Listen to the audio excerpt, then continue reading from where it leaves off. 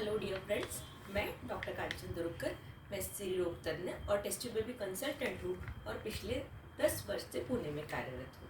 आज हम प्रेगनेंसी का 4th मंथ डिस्कस करने वाले हैं। इसमें हम 13th week, 14th week, 15th week और 16th वीक, इसमें मदर के और बेबी में क्या क्या चेंजेस होते हैं, क्या क्या प्रिकॉशंस हमने लेने चाहिए, क्या सोनोग्राफी की करने की आवश्यकता है, क्या और क्या क्या मेडिसिन हमने कंटिन्यू करनी चाहिए, ये हम इस वीडियो में जानने वाले हैं।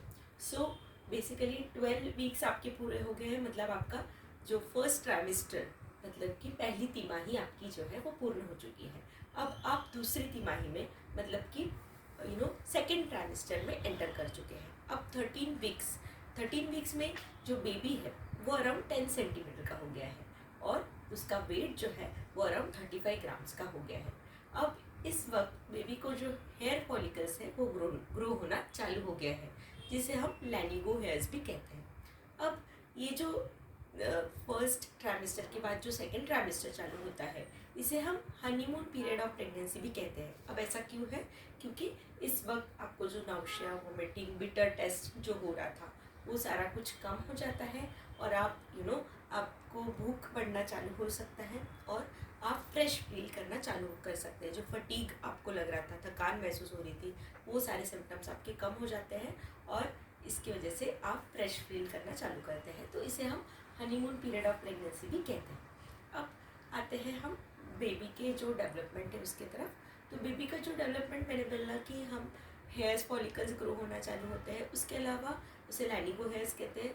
अब उसके अलावा नर्वस सिस्टम डेवलप होना भी चालू हो जाता है। तो नर्वस सिस्टम डेवलप होने की वजह से बेबी का स्वेल्विंग मूवमेंट चालू हो जाता है। स्वेल्विंग मतलब कि बेबी जो है, जो बेबी के आजू बाजू का जो फ्लूइड है वो स्वेलो करता है, मतलब वो मुंह के अंदर लेना चालू कर सकता है। अब इसके वजह से ही बेबी के बाकी के जो मूवमेंट्स है वो भी स्ट्रॉन्ग होते हैं, लेकिन ये फील नहीं होते हैं बिकॉज ऑफ प्राइमीज में, मतलब जो मदर्स जो पहली बार माँ बन रही है उनमें एब्डोमिनल मसल का टोन जो है वो ज़्यादा है और बेबी का वेट जो है वो बहुत ही कम है, इट इज़ जस्ट 35 ग्राम्स। तो इसके वजह से ये फील नहीं होता है मदर्स को। अब इसमें मदर में क्या चेंजेस होते हैं? तो मदर्स में ब्लड फ्लो बढ़ने की वजह से नेजल स्टिफनेस हो सकता है, मतलब नाक में थोड़ा सा भरा हुआ सा फील होना, इसे हम नेजल स्टिफनेस कहते हैं। और उसके बाद थोड़ा सा बेबी बम फील होना, मतलब कि थोड़ा सा आपको बेबी बम फील होना चालू हो सकता है। वेट गेन जो है वो अराउंड ½ kg पर वीक ऐसा आपको वेट गेन हो सकता है। अब इस महीने में भी आपको जो इस वीक में भी आपको राउंड लिगामेंट पेन, मतलब कि पेट के निचले हिस्से में थोड़ा सा पेन रहना और बैक पेन, कभी कभी सैक्रोइलियक जॉइंट जो होता है लेफ्ट साइड का, वो भी आपका बहुत ज़्यादा पेन कर सकता है। सो ये सारे जो सिम्टम्स हैं वो आपको रह सकते हैं। अब ये जो बेबी डेवलपमेंट है उसके अलावा मदर में भी जो चेंजेस होते हैं वो प्रोजेस्ट्रॉन इंक्रीज होने की वजह से, प्रोजेस्ट्रॉन हार्मोन इंक्रीज होता है और ये प्रोजेस्ट्रॉन हार्मोन जो है वो हमारे पूरे ऑर्गन्स में का ब्लड फ्लो जो है वो इंक्रीज करता है और बीपी जो है वो आपका फॉल होता है। इसे हम मिड ट्राइमेस्टर फॉलिंग बीपी कहते हैं, जो कि अच्छी चीज़ होती है। अगर आपका ये बीपी जो है वो मिड ट्राइमेस्टर में फॉल होता है तो ये बताता है कि आपका जो लास्ट महीने में, मतलब 28 वीक्स के बाद 7वें 8वें 9वें महीने में बीपी बढ़ने का जो चांसेस है कम है। तो आपको अगर बीपी फॉल हो रहा है तो उसके लिए आपको चिंता करने की आवश्यकता नहीं है, it is a good sign. हाँ, उस वक्त आपको थोड़ा चक्कर आए जैसा और गिडीनेस जैसा लग सकता है, पर तब आपने प्रॉपर हाइड्रेशन मेंटेन करना चाहिए और हाइड्रेशन नारियल पानी या फिर ORS, इससे अगर आप लेते हैं तो आपका हाइड्रेशन प्रॉपर मेंटेन रह सकता है। अब आते हैं हम 14th वीक की तरफ। 14th वीक में आपका बेबी जो है वो 11 वीक्स का हो गया है, उसका वेट जो है वो अराउंड 45 to 50 ग्राम्स इतना हो गया है और बेबी जो है उसके फिंगरप्रिंट्स जो है वो डेवलप हो रहे हैं। तो बेबी का जो स्किन है वो बहुत ही पतला होता है, उसमें से वेन्स भी विजिबल होते हैं, लेकिन ये स्किन डेवलपमेंट चालू है। उसके अलावा जो बोन्स है, मसल्स है, उसके अलावा बाकी जो ऑर्गन्स ऑलरेडी बन चुके हैं उनका जो ग्रोथ है वो साइड बाय साइड चालू रहता है। अब इस वक्त जो बेबी है उसके फेशियल फीचर्स जो है वो काफ़ी प्रोमिनेंटली बनते हैं। ईयर्स जो है वो अपनी पोजीशन पे पीछे जाना चालू हो जाता है और ये जो फेशियल एक्सप्रेशंस जो डेवलप होते हैं उसकी वजह से बेबी जो है वो उसको क्राइंग या फिर ऐसे जो हिकअप्स, ये सारी चीज़ें जो है वो बेबी एक्सप्रेशन दे सकता है। इवन बेबी जो है आपको सोनोग्राफी में भी दिख सकता है कि बेबी जो है वो थम सक कर रहा है, मतलब बेबी जो है वो फिस्ट बना के थम सक कर सकता है, जो कि हमें सोनोग्राफी में भी बहुत बार दिख सकता है। सो ये सारी जो एक्टिविटीज़ है वो बेबी अंदर कर रहा है, जो हमें ओनली सोनोग्राफी पे नज़र आती है, लेकिन ये बेबी एक्टिविटी अंदर कर रहा है।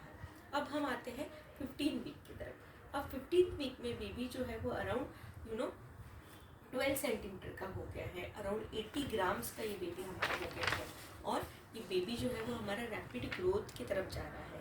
अराउंड 16 वीक पे बेबी जो है वो ग्रोथ स्पर्ट होता है बेबी का, तो 15th वीक में बेबी जो है वो रैपिड ग्रोथ की तरफ जा रहा है।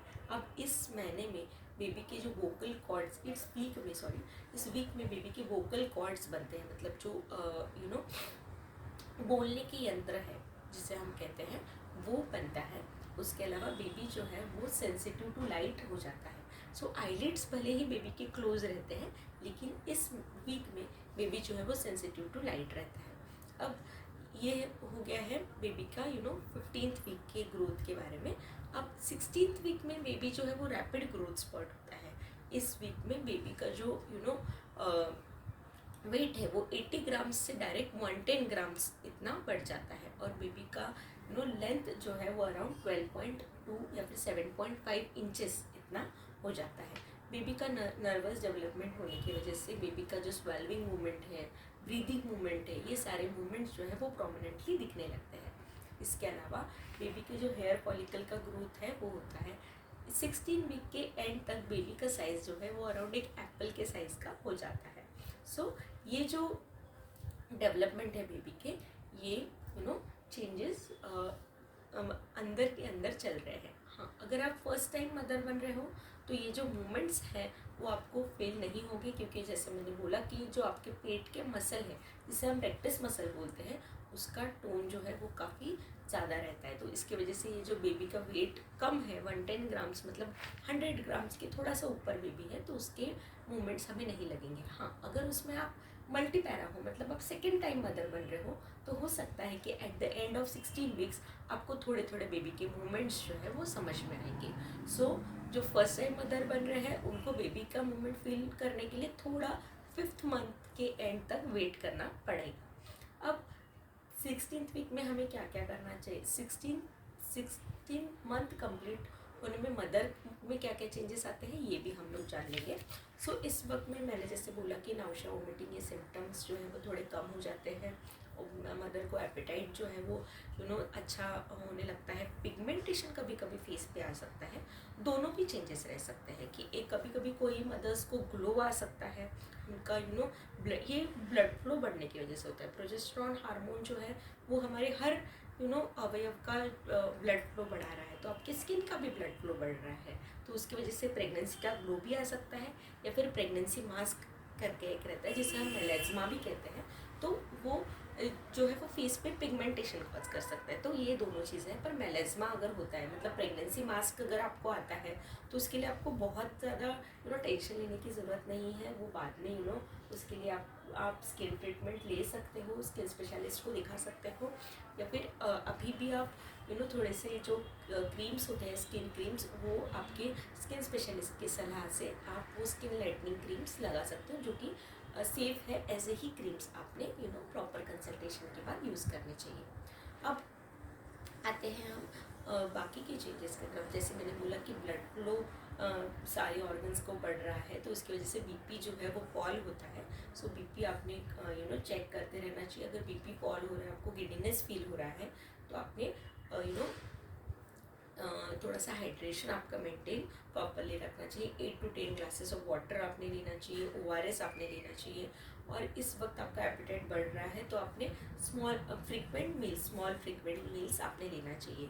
एवरी वीक आपका ½ kg से वेट जो है वो बढ़ रहा है। सो ये एक वेट गेन जो है ये महीने से आपका चालू हो जाएगा, क्योंकि आप प्रॉपर मील्स लेने लगोगे, तो आपका वेट गेन भी इस 13 वीक्स के ऑनवर्ड आपका चालू हो जाएगा. सो वीक में ऐसा होता है कि जो प्रेगनेंसी के वीक्स है वो आगे जाते हैं. बहुत बार ये कन्फ्यूजन होता है कि 3 मंथ्स मेरे कंप्लीट हो गए हैं तो मतलब मेरा 12 वीक्स कंप्लीट हो गया, पर ऐसा नहीं रहता है. आपके हर महीने में 28 डेज नहीं रहते, 28 से ज़्यादा डेज रहते हैं. सो जब आपके 3 मंथ्स एक्चुअली कंप्लीट हो गए तो आपके 13 वीक्स कंप्लीट हो गए. सो वीक्स जो है वो आगे रन करते हैं आपके मंथ्स से. सो ऐसा होता है. इसके अलावा मदर्स में क्या क्या प्रिकॉशंस लेने चाहिए, क्या क्या चीज़ें करनी चाहिए. तो आपको जो भी मेडिसिन दिया गया है उसमें आयरन कैल्शियम के मेडिसिन आपने चालू करने चाहिए फर्स्ट ट्राइमेस्टर में. मतलब पहले 3 महीने में आपने आयरन कैल्शियम लेने की ज़रूरत नहीं है. आपने सिर्फ फॉलिक एसिड, अगर आपको प्रोजेस्टेरॉन सप्लीमेंटेशन बोला है तो वो लीजिए. लेकिन ये 13 वीक्स के ऑनवर्ड्स आपने आयरन कैल्शियम के मेडिसिन, मल्टीविटामिन मेडिसिन ये आपने ज़रूर चालू करना चाहिए. आप प्रोटीन सप्लीमेंटेशन भी चालू कर सकते हो क्योंकि अभी आपका नौशा और ये सब कम हो गया है. उसके अलावा आपने अगर टेटनस का इंजेक्शन नहीं लिया है तो ये वाले मंथ में आपने ज़रूर एक टेटनस का इंजेक्शन लेना चाहिए. उसके अलावा आपने प्रॉपर डाइट लेना चाहिए. अगर कॉन्स्टिपेशन आपको हो रहा है तो हाई फाइबर डाइट आपने लेना चाहिए. इसमें आपने ग्रीन वेजिटेबल्स, फ्रूट्स और ज़्यादा से ज़्यादा सैलड्स अगर आपने कंज्यूम किए तो आपको इससे काफ़ी कॉन्स्टिपेशन में रिलीफ मिल सकता है. अगर इससे भी आपको रिलीफ नहीं मिल रहा है तो आप जो प्रेगनेंसी में सेफ है ऐसे स्टूल सॉफ्टनर्स भी आपके डॉक्टर से कंसल्ट करके यूज़ कर सकते हो, जो कि आप सेफली यूज़ कर सकते हो. आपके बेबी को उससे स्टूल सॉफ्टनर्स यूज़ करने से कुछ प्रॉब्लम नहीं होगा. अब इस महीने में जो 4th मंथ है जो आज अभी हम डिस्कस कर रहे हैं उसमें आपने एक स्कैन अगर आपने 12 वीक्स पे नहीं कराया है तो वो आप ज़रूर करा लीजिए. और या फिर अगर प्रीवियसली कभी एनामोलिस बेबी मतलब व्यंग का बेबी का कुछ हिस्ट्री है तो अर्ली एनामोलिस स्कैन भी एक 16 वीक्स के एंड तक आप कराना चाहिए कि जल्दी आपको अगर एनामोलिस का स्कैन पहले नहीं हुआ है, 12 वीक्स का स्कैन नहीं हुआ है सोनोग्राफी, तो वो आपने ज़रूर कराना चाहिए. अगर आपने NIPT टेस्ट नहीं किया है तो वो भी आपने ये महीने में कराना चाहिए NIPT टेस्टिंग. या फिर डबल मार्कर अगर आपने नहीं किया है तो वो आपने ज़रूर कराना चाहिए. सो ये सारे जो ब्लड टेस्ट है वो इम्पॉर्टेंट है. और अगर NIPT में कुछ हाई रिस्क आता है तो एमनियोसेंटेसिस या फिर कॉर्डोसेंटेसिस, कोरियोनिक विलस सैम्पलिंग ये हम कराते हैं. सो एमनियोसेंटेसिस मतलब गर्भजल जो है वो हम चेक करने के लिए लेते हैं और उसमें कुछ जेनेटिक प्रॉब्लम बेबी में नहीं है, ये कंफर्म फिश टेस्ट से हम लोग करते हैं. सो ये बहुत ही इम्पोर्टेंट पॉइंट है हमारे डिस्कशन में का. सो ये आपने ज़रूर ध्यान में रखना चाहिए. So this are the basic test and और कंसल्टेशन. आपने अगर 12 वीक्स का कंसल्टेशन किया है तो उसके बाद एक आपने आफ्टर 4 वीक्स आपने नेक्स्ट कंसल्टेशन आपके डॉक्टर से ज़रूर करा लेना चाहिए. सो स्कैनिंग भले ही नेसेसरी नहीं है 16 वीक्स पे, लेकिन आपने अगर प्रीवियसली स्कैनिंग नहीं किया है या फिर प्रीवियसली एनामोली की हिस्ट्री है तो अर्ली एनामोली स्कैन ज़रूर करना चाहिए. So this was about 4th month of the pregnancy. इसमें कैसे 13th, 14th, 15th और 16th वीक में कैसे बेबी का डेवलपमेंट होता है, मदर में क्या क्या चेंजेस होते हैं और कैसे हमने डाइट में और इसमें चेंजेस करने चाहिए, ये सब हमने इसमें डिस्कस किया. आई होप ये वीडियो आपको इन्फॉर्मेटिव लगा हो. अगर इन्फॉर्मेटिव लगा हो तो लाइक, शेयर, सब्सक्राइब ज़रूर कीजिए. और अगर आपको और कोई टॉपिक्स जिसके बारे में आपको लगता है कि हमने डिस्कस करना चाहिए वीडियोज़ में, वो कमेंट्स में ज़रूर लिखिए. Thank you so much.